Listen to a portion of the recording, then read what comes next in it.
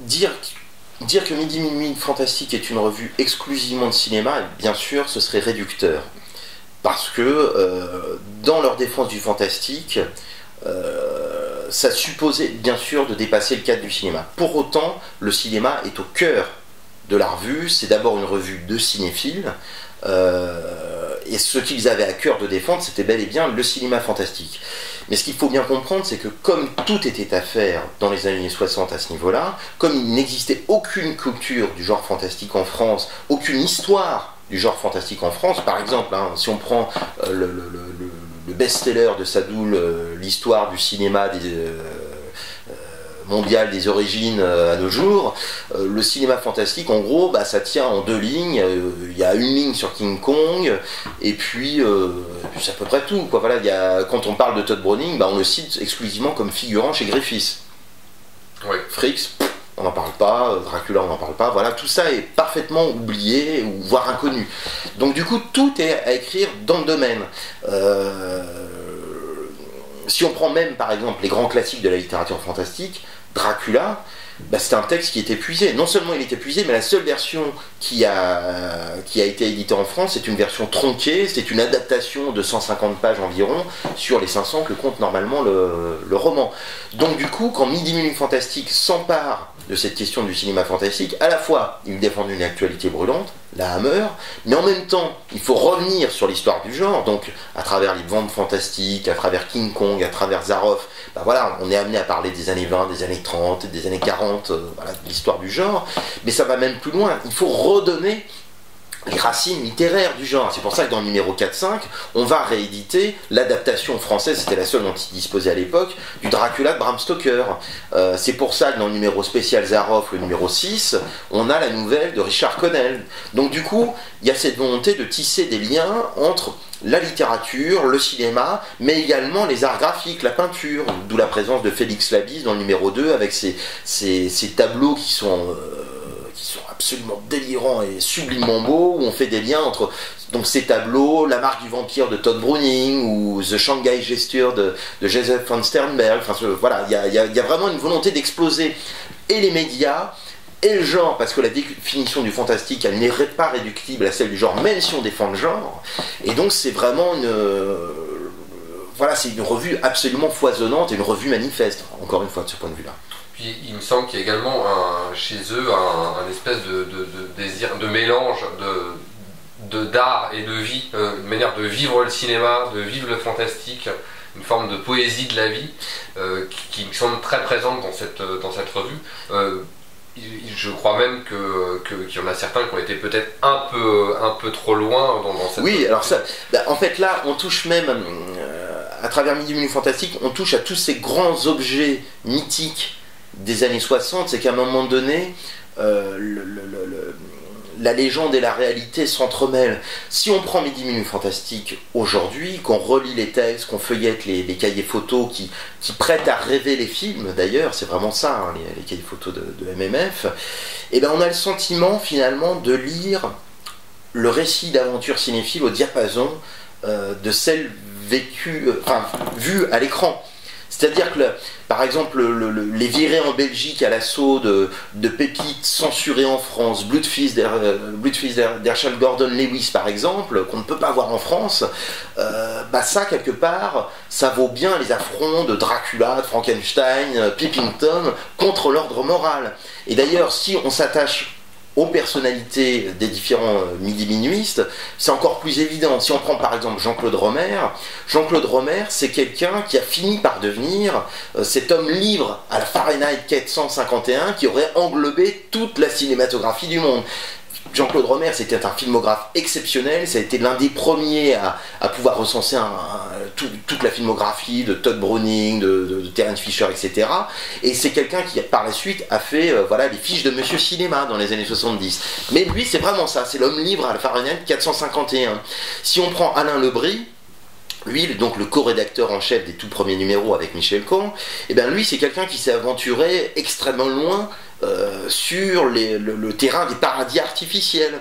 Il y a certains textes de Midi Minuit qui sont écrits sous substance hallucinogène, c'est absolument évident.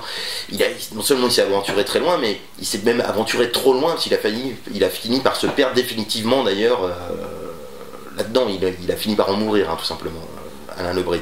Si on prend Jean Boulet, alors lui, c'est l'identification au monstre qui l'a poussé extrêmement loin. Son parcours, lui, est absolument sidérant. Dans les années 30, c'est quelqu'un qui est visiblement l'un des rares à avoir vu tous les films Universal qui sont passés en France, à être littéralement traumatisé par Bela Lugosi, par Boris Karloff. C'est devenu dans les années 40 le chantre exclusif de cet âge d'or dans le Saint-Germain-des-Prés existentialiste, auprès de Boris Vian, d'Édith Piaf, de Cocteau. Voilà, ce sont des gens qu'il a énormément fréquentés à l'époque.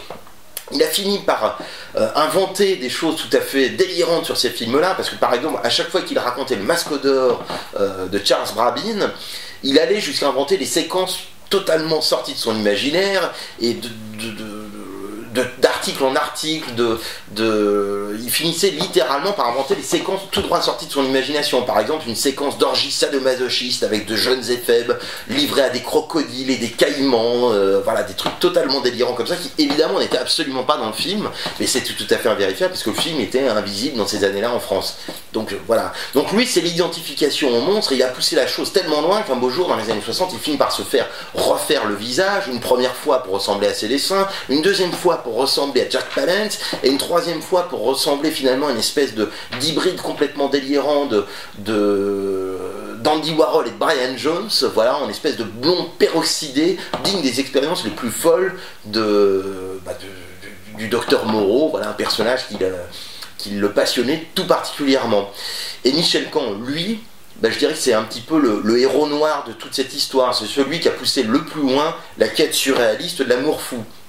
Son parcours midi-minuiste, lui, l'a mené jusqu'à la femme fantasmée, Barbara Steele, qui était en réalité la vraie cause de la création de la revue. C'est elle, il a créé cette revue dans l'espoir fou un jour de la rencontrer, ce qui a fini par arriver. Il a eu une aventure avec elle, mais son midi-minuisme, Michel Caen, l'a poussé également jusqu'à rencontrer non plus seulement la femme fantasmée, mais la femme épousée, Geneviève Collange, qui elle était celle qui a écrit les plus belles lettres du courrier des lecteurs de Midi Minuit. Il y a le plus beau texte jamais écrit sur la salle, le Midi Minuit, c'est elle, Geneviève Collange, qui l'a écrit dans le numéro 14, d'une longue lettre qui a été publiée dans la revue, et donc il a fini par l'épouser. De ce point de vue-là, quand on s'attache un petit peu à toutes ces personnalités, je pense que Midi Minuit Fantastique, aujourd'hui, c'est l'antidote absolu contre les pires travers de la geek culture, qui a parfois tendance à transformer les aventuriers de la marge en sinistres experts, ou en adeptes du classement, de la règle, de la frontière. Enfin, voilà, et donc de ce point de vue-là, je dirais que Midi Minuit Fantastique, c'est une traversée du miroir sans cesse renouvelée. C'est pour ça que c'est un mythe. Toujours aujourd'hui. C'était un mythe dès l'époque, c'est un mythe toujours aujourd'hui, et voilà, ça fait partie de ces objets fascinants, propres aux 60s, propres à la contre-culture, qu'on peut mettre en parallèle avec l'aventure de rock'n'roll, qu'on peut mettre en parallèle avec tout ce qui relève de la contre-culture des années 60 et qui mène à mai 68, bien sûr. Alors est-ce que tu pourrais me parler des particularités de ce deuxième trésor ? Alors, par rapport au premier. Alors d'abord, ce qu'il y a en commun, on a procédé exactement de la même manière, à savoir, on a restauré l'ensemble des photos, on a essayé de retrouver toutes les photos chez les collectionneurs, on les a retouchées en HD pour que ce soit vraiment le plus beau possible. On a restauré tous les éléments graphiques de la revue d'origine, à savoir les titres, les pavés de presse, les couvertures, les sommaires, les pubs, etc., etc. On a ressaisi tous les textes, on a essayé d'homogénéiser les titres de films, parce que parfois c'était en anglais, en italien, parfois en français.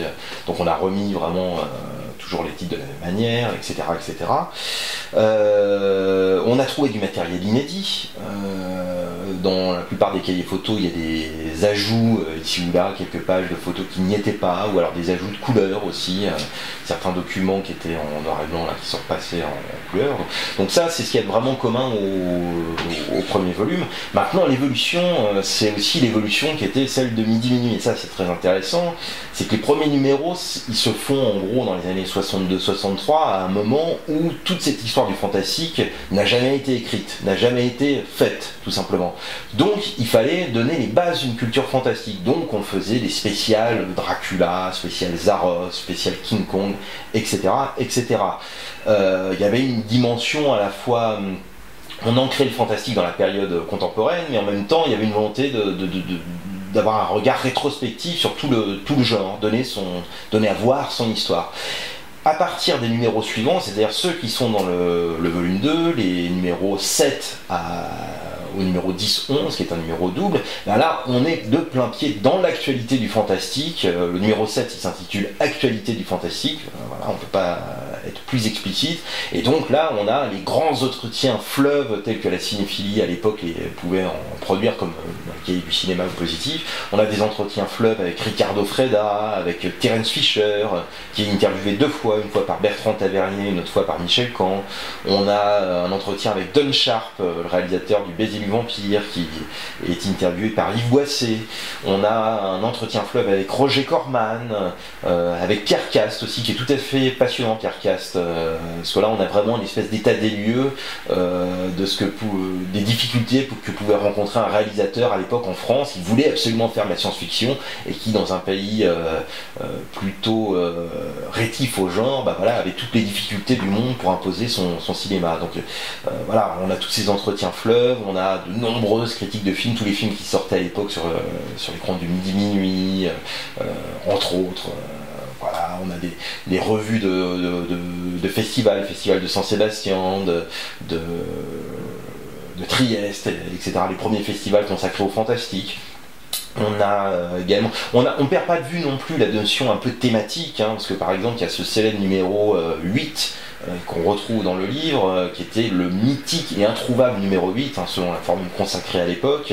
C'était un spécial érotisme et épouvante dans le cinéma anglais. Donc là, on a à la fois vraiment une manière de se focaliser sur l'actualité du genre, c'est-à-dire Le Voyeur de Michael Powell, Crime au musée des horreurs d'Arthur Crabtree, L'impasse aux violences de John Gilling, Les Chevaliers du démon, le Cirque des horreurs, etc., etc. Enfin, tout ce cinéma d'horreur qui n'était pas celui de la Hammer, mais un cinéma d'horreur anglais concurrent à l'époque, et en même temps, voilà, une focalisation thématique, l'épouvante et l'érotisme.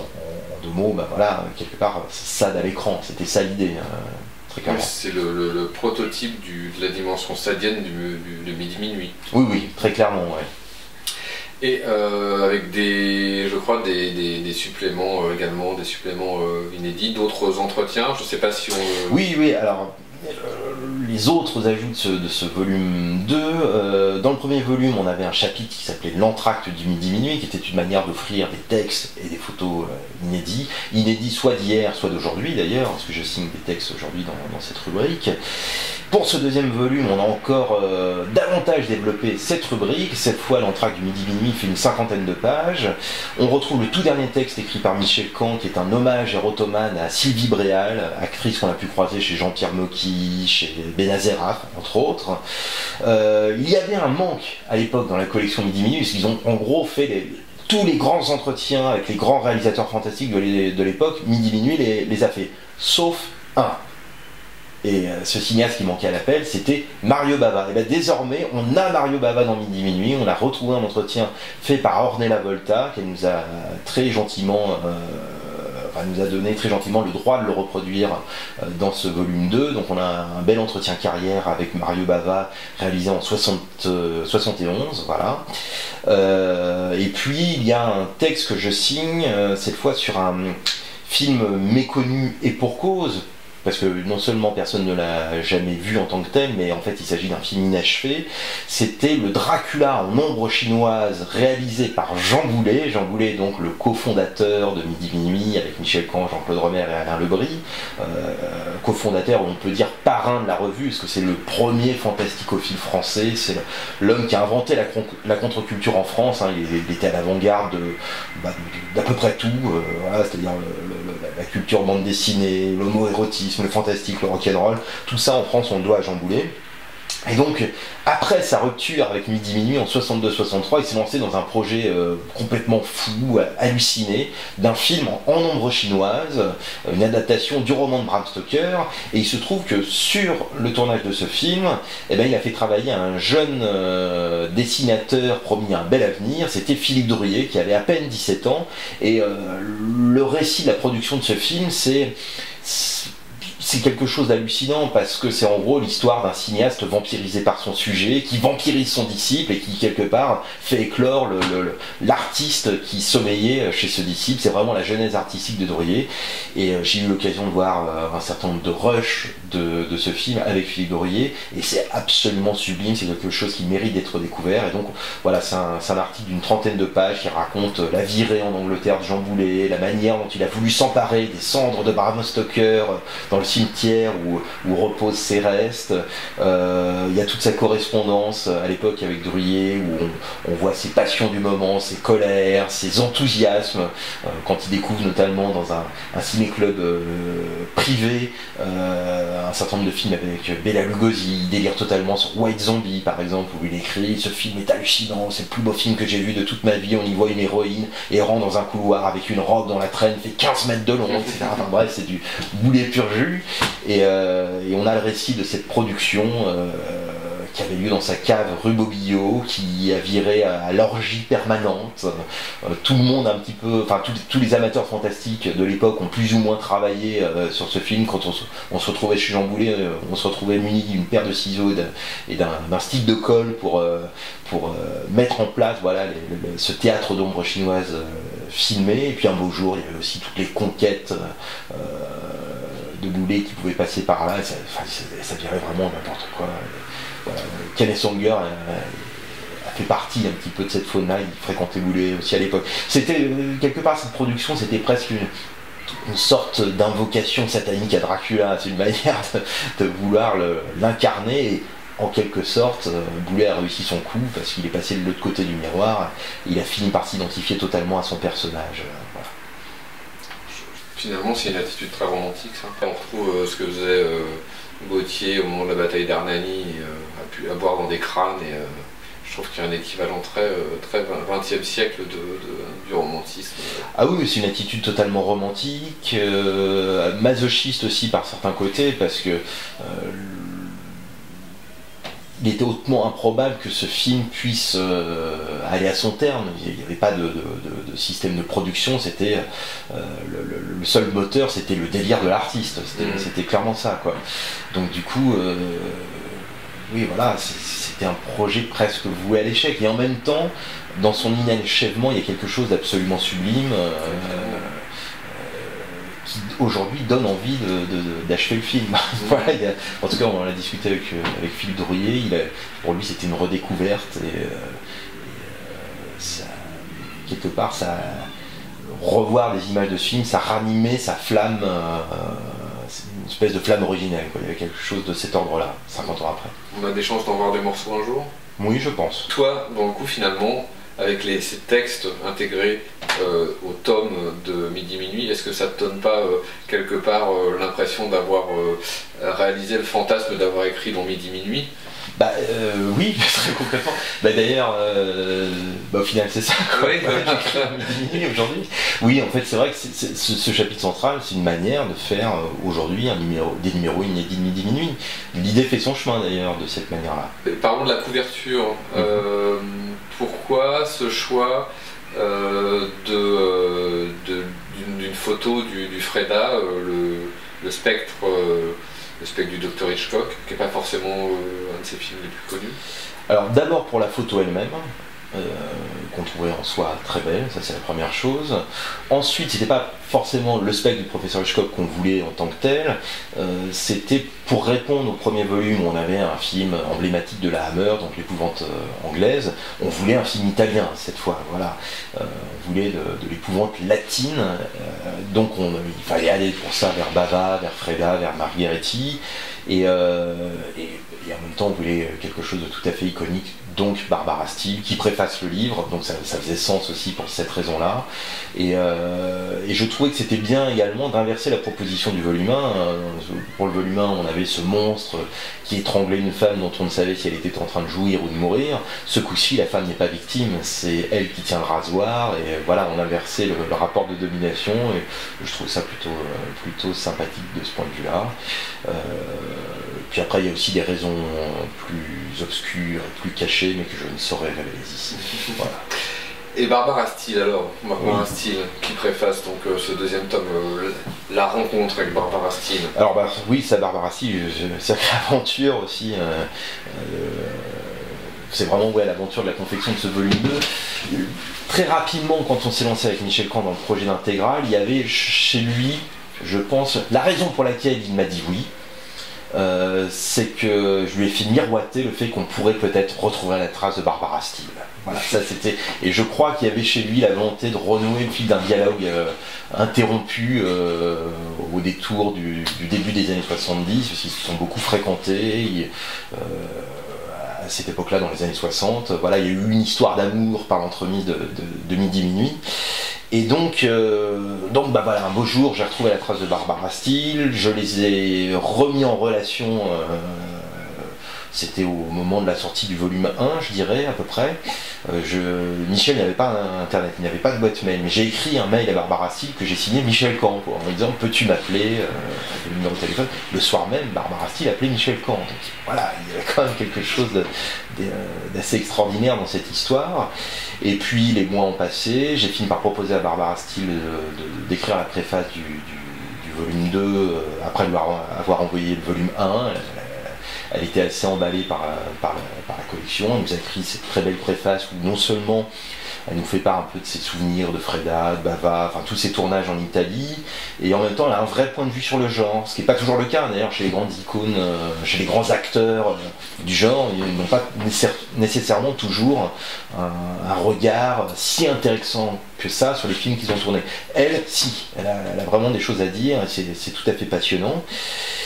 Et puis donc les mois ont passé, et au mois de juillet dernier, donc Michel était déjà parti là, depuis 6 mois.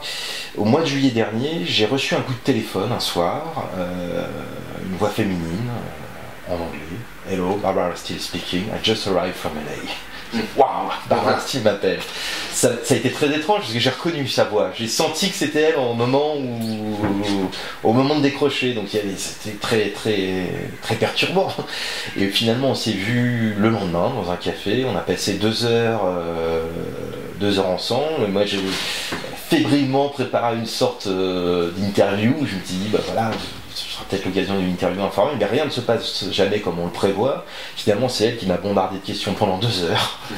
Donc je me suis retrouvé à répondre à toutes ces questions sur la renaissance de Midi Minuit, qu'est-ce qu'était devenu Michel, etc. etc. Et finalement, tout ça, j'en ai fait la matière d'un autre texte pour le volume 2, qui est un hommage à Michel Camp, où finalement, c'est un dialogue entre Barbara Steele et moi, où on évoque la mémoire de Michel. Mais rencontre fabuleuse, c'est vraiment quelqu'un de passionnant, qui m'a révélé des choses que j'ignorais totalement. Par exemple, je ne savais pas qu'elle avait tourné pendant 1 mois dans le Casanova de Fellini. Je me suis dit, mais comment ça se fait mais qu'on ne le voit pas? Et là, elle me dit, en cours de tournage, les négatifs ont été volés à Cinecittà, il y a eu une crise dans la production, un énorme problème financier, il a fallu réécrire le script en cours de route. Son personnage a été sucré du script, et donc on n'a pas Barbara Steele au final, donc Casanova de Fellini, quel dommage. Bon voilà, c'est toutes sortes d'anecdotes comme ça. Je pose une question aussi qui m'intriguait depuis des années. Pourquoi est-ce qu'on ne la voit pas chez Tim Burton faire des apparitions au même titre que Christopher Lee ou Vincent Price? Et là, elle me répond avec son regard, il faut soutenir le regard de Barbara Steele. Pendant 2 heures, j'étais face au regard du masque du démon, c'est quand même ça. Et là, elle me répond froidement, parce que ses derniers films sont très mauvais. Je regrette d'avoir posé la question, et je me souviens que c'est quand même cette actrice qui en 59, alors qu'elle n'est pas encore connue, qu'elle n'a pas encore tourné avec Bava, a quand même envoyé paître Elvis Presley et Donald Siegel sur le tournage des Rôdeurs de la Plaine. Et je me dis oui, c'est une femme de caractère. Voilà. Et donc une position sur Del Toro par exemple? Ah, je crois qu'il y avait des projets avec Del Toro. Justement, oui, oui. petite anecdote sur Del Toro. Alors, petite anecdote sur Del Toro qui m'a fait grand plaisir quand Guy Astig, donc, qui dirige les éditions Rouge Profond, m'a raconté ça. Il a eu l'occasion d'aller sur le tournage du dernier Del Toro qui sort mercredi prochain, si je ne dis pas de bêtises. Demain, voilà. Il a été invité donc sur le tournage, et c'est sur le tournage de ce film qu'il a offert le volume 1 de Midi Minuit. Et quand Guillermo del Toro a vu le bouquin, il s'est arrêté, il a fait poireauter toutes ses équipes, il a pris le bouquin, il a déblistérisé, il a commencé à s'exclamer « Terence Fisher, j'adore Terence Fisher, Midi Minuit, j'adore, j'ai toute la collection ». Et pendant un quart d'heure, il était là à regarder le livre, alors que tout le monde attendait de tourner la prochaine séquence. Voilà, c'est une belle anecdote. Je trouve que la sortie de ce tome 2 est teintée par une forme de mélancolie liée à ces derniers mois quelques disparitions importantes qui sont à mon avis des reflets de plusieurs âges d'or. La disparition de Christopher Lee, l'âge d'or des années 60-70, et puis en relais la disparition de Wes Craven, donc 70, 80, 90. Avec au milieu celle de Michel Caen faisant quelque sorte le... C'est même lui qui a lancé, hélas, cette vague-là, quelque part. Il est décédé au mois de décembre, Michel, et 6 mois après on a Christopher Lee, effectivement, et les choses se sont enchaînées. Alors, il n'y a pas de lien de cause à effet, bien évidemment, mais c'est vrai que la disparition de Christopher Lee, ça aussi, ça a été étrange. Alors moi, je l'ai vécu de manière très bizarroïde. Je participais à un colloque consacré à la Hammer, qui était le premier colloque organisé en France sur la Hammer. C'était organisé par Mémé Galdo et Mélanie Boissonneau, c'était au mois de juin. Et il y avait une projection un soir au Grand Action, c'était le cauchemar de Dracula. Et donc je participais à cette projection. Il y avait une table ronde en début de projection avec Caroline Munro, Christophe Lemaire, etc., etc. Et je crois qu'au moment où Dracula mourait à l'écran, Christopher Lee mourait réellement. C'était, quand j'ai appris le lendemain qu'il était mort la veille, c'était un sentiment très étrange. Beaucoup de peine d'ailleurs à y croire. On a tellement vu renaître de ses cendres que il y avait une espèce d'impossibilité à se dire bon, c'est vraiment fini. Voilà, on s'était tellement habitué à le voir, y compris devenir une icône du mal pour les gamins de 10 ans encore aujourd'hui, avec le Hobbit, ou il y a 10 ans Star Wars, Seigneur des Anneaux et compagnie. Enfin voilà, il était increvable, quoi, voilà. Donc oui, quelque part ça doit augmenter l'impression d'archives, de pages tournées finalement, le fait de sortir Midi Minuit et parallèlement de voir ces figures éternelles s'éteindre. Oui, et en même temps, comment dire, en travaillant sur Midi Minuit, moi j'ai toujours eu le sentiment de ne pas m'attacher au passé, mais d'essayer de rendre intelligible quelque chose qui, à l'époque, a initié notre modernité, enfin la modernité, voilà, une modernité dans laquelle on vit toujours. Voilà, donc quelque part, moi ce qui m'intéressait, c'est ce qui était toujours actuel, dans le regard, dans ces films, dans la manière dont on pouvait en parler, etc., etc. Et je crois que le fait de voir cette page se tourner, parce qu'elle se tourne physiquement avec la disparition des uns et des autres, n'enlève rien à cette modernité. Voilà, au contraire, ça rend les choses encore plus... Cette modernité est encore plus perceptible finalement. Voilà. Aussi éternelle que Dracula. Exactement, voilà.